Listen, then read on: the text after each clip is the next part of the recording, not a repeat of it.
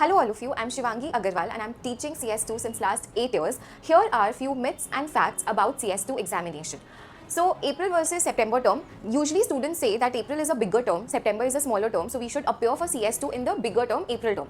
This is completely a myth because CS2 can be finished in 3.5 months, that is 1 point. Second point, April you get 6.5 months, September you get 5.5 months. Again in April term you will see a lot of distractions, we have a lot of festivals in between, we have Christmas break, Diwali and many more festivals in between.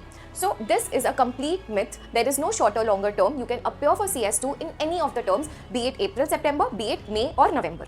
Second is, it is one of the most difficult papers. Yes, this is a fact that it is one of the most difficult papers because it needs lot of hard work. You have to dedicate more than 300 hours plus of studies to complete and to clear CS2 examination. You have to practice paper A, paper B, practice lot of past papers, lot of questions, lot of concepts.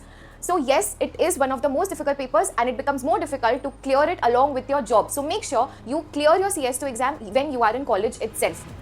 High failure rate, yes, many students they clear CS2 in their second attempt. This is there, you might have seen these kind of students, but since I have been teaching CS2 since a long time, I know a lot of students, my students who have cleared CS2 in their first attempt. So it is all about your hard work, dedication, and if you are able to meet the targets which I am setting for you. So if that is the case, high failure rate, if you see IFA passing rate somewhere recently has been around 19%, 20%, 25%, same for IIA, but if you compare it with the other papers like SP level, SA level papers, the passing rate is still better. So as it is one of the most difficult papers, yes, you can say that there is a high failure rate, but when you see the passing rate of my students, it has been very good for all the years.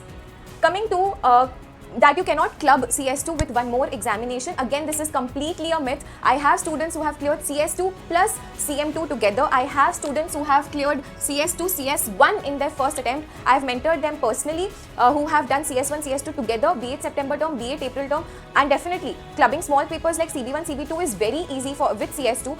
Also, one more thing, if you give 2 papers in one term, you become more sincere towards that paper because when you know that you have limited time and you have to complete 2 papers, you become more disciplined and you utilize your time very effectively. And I have seen students who are appearing for 2 papers in one term, that is CS2 plus one more paper, clear it in their first attempt itself.